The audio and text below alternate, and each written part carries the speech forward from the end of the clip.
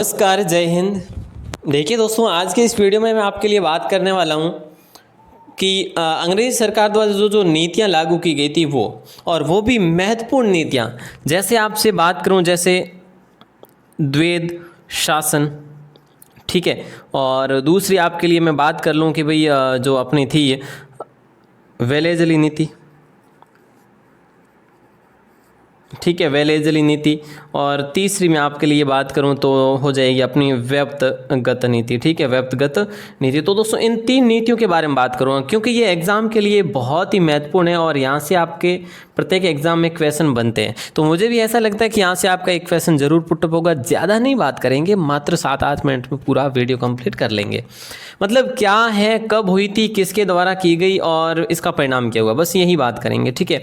तो सबसे पहले हम बात करते हैं कि भाई अपना जो द्वैध शासन था, कौन सा द्वैध शासन किसके द्वारा लागू किया गया है ना। और इसमें था क्या, मतलब इसमें क्या था कि देखिए, एक तो उत्तराधिकार और एक अधिकार। मतलब उत्तराधिकार तो किसे बना दिया गया, मतलब भारतीय राजाओं को बना दिया गया, मतलब बंगाल के नवाब को उत्तराधिकारी बना दिया गया। लेकिन जो अधिकार हुआ करते थे वो अंग्रेजी सरकार के पक्ष में चले गए। अधिकार जो है अंग्रेजों ने ले लिए, लेकिन उत्तराधिकारी किसको बनाया, बंगाल के नवाब को बनाया गया, ठीक है। तो ये तो था द्वैध शासन, ठीक है, शासन हो गया यहाँ पे।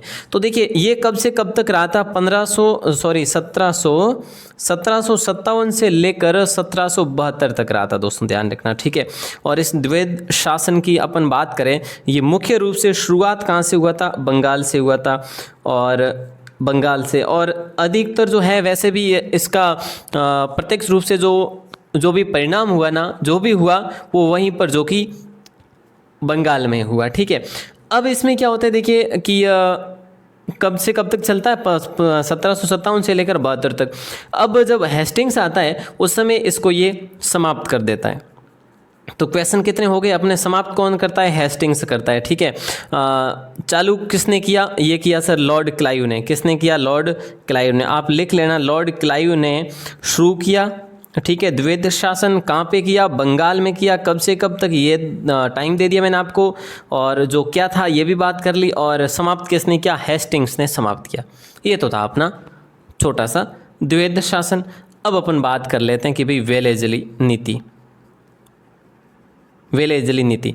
अब ये जो वेलेजली नीति थी ना दोस्तों, इसमें क्या था, इसमें सहायक संधि थी, सहायक संधि। मतलब भारत के जो जो राज्य थे, जो जो रियासतें थी, उन सभी से सहायक संधियां करना, है ना। अब ये सहायक संधियां कब से कब तक रही थी मैं आपको बता दूं, 1798 से लेकर 1847 तक ये सहायक संधियां चली थी। तो सहायक संधि का जनक किसे कहते हैं, वेलेजली को कहते हैं। लॉर्ड वेलेजली को सहायक संधियों का जनक कहा जाता है, ध्यान रखना, या जन्मदाता भी कह लो आप, ठीक है। इसमें क्या हुआ करता था पता है आपको, इसको सहायक संधि भी कही गई और वेलेजली संधि भी कही गई। तो इसमें क्या था कि मतलब अंग्रेजी सरकार का पूर्णतः अधिकार, अंग्रेजी सरकार या फिर ब्रिटिश सरकार का पूर्णतः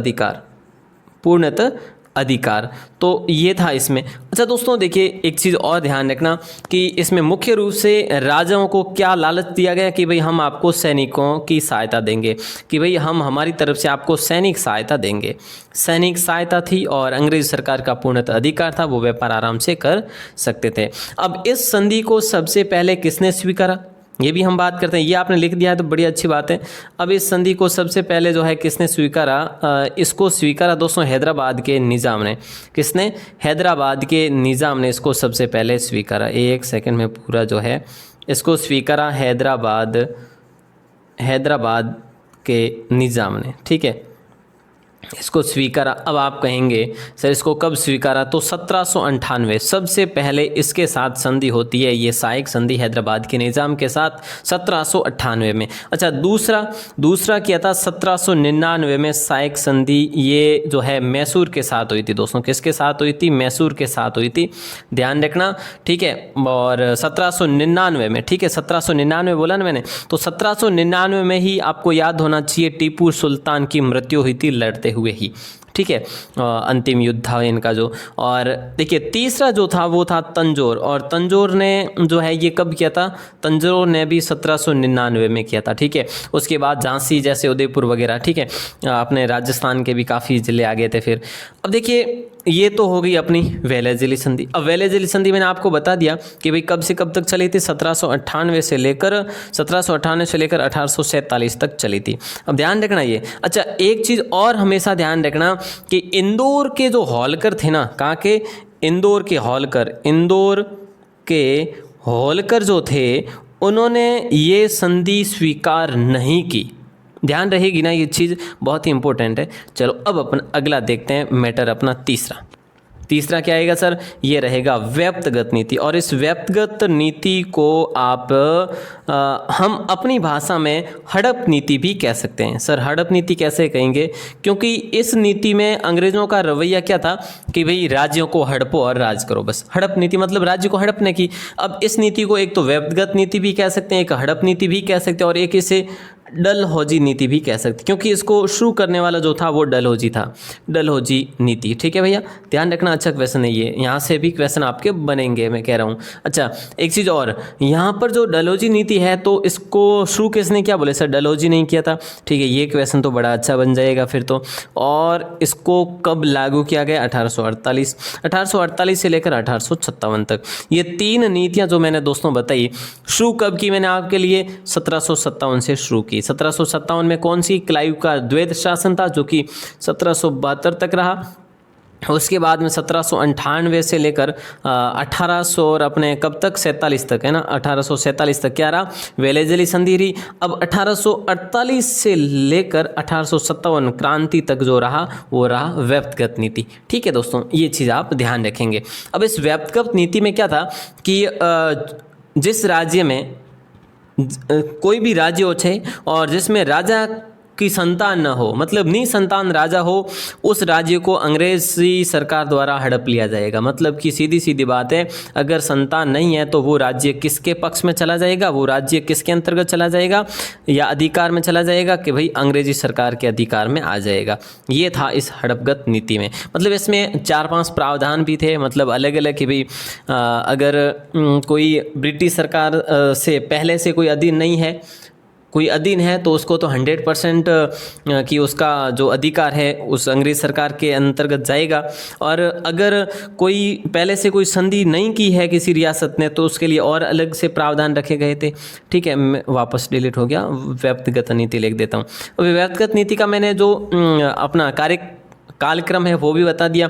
अब इसमें जो अपन बात करते कि सर्वप्रथम ये किसने स्वीकार की थी, स्वीकार करने की बात ही नहीं है, ये तो हड़पगत तो भैया हड़पने वाली नीति थी। तो सबसे पहले सतारा को कब्जे में किया था, किसको, सतारा को। और दोस्तों हाँ ध्यान रखना, सतारा 1848 में, कब की बात है, 1848 में सबसे पहले ये इस नीति का शिकार हुआ था। और ये व्यक्तिगत नीति की बात की जाती कि उदयपुर भी इसका अपना राज्य, अपने राजस्थान का उदयपुर भी इसका शिकार हुआ था, ध्यान रखना। ठीक है, तो ये जो चीज़ें थी दोस्तों मैंने आपको बता दिया कि मतलब रिवीजन भी करवा लिया सन के हिसाब से। पहले 1757 से 1772 तक क्लाइव का द्वैध शासन कहाँ पे हुआ, बंगाल में। बंद किसने किया, हेस्टिंग्स ने किया। ठीक है, सेकेंड वेलेजली संधि 1798 से 1847 तक। और तीसरा जो आता है व्यक्तिगत नीति। ठीक है, तो ये तीनों नीतियाँ आपके एग्ज़ाम के लिए बहुत ही इंपॉर्टेंट होगी दोस्तों, बहुत ही मतलब काम आने वाली हो। चाहे पटवार की हो एग्ज़ाम आपका, चाहे आपका ग्राम सेवक का हो, चाहे आपका एसएससी वगैरह हो या फिर वनपाल वन रक्षक का हो, बहुत ही इंपॉर्टेंट थी। ये वीडियो आप ज़रूर शेयर करें। मैंने आपको जानकारी तो कम शेयर की, लेकिन जो महत्वपूर्ण फैक्ट थे जहाँ से एग्ज़ाम में बनने के चांसेज है क्वेश्चन, वही बात की है। बाकी ऐसे ही शॉर्ट में वीडियो चाहिए तो हमें ज़रूर बताएं, ताकि जो है मैं आपके लिए और जो मतलब किसने क्या किया, मतलब संधियों से संबंधित, इसी प्रकार इसी संधियों से संबंधित और भी काफ़ी क्वेश्चन बनते हैं हर टॉपिक से। तो ज़रूर बताएं किस टॉपिक पे आप अगला वीडियो चाहते हैं। अगली वीडियो आए तब तक के लिए बहुत बहुत शुक्रिया, बहुत बहुत धन्यवाद। जय हिंद, वंदे मातरम।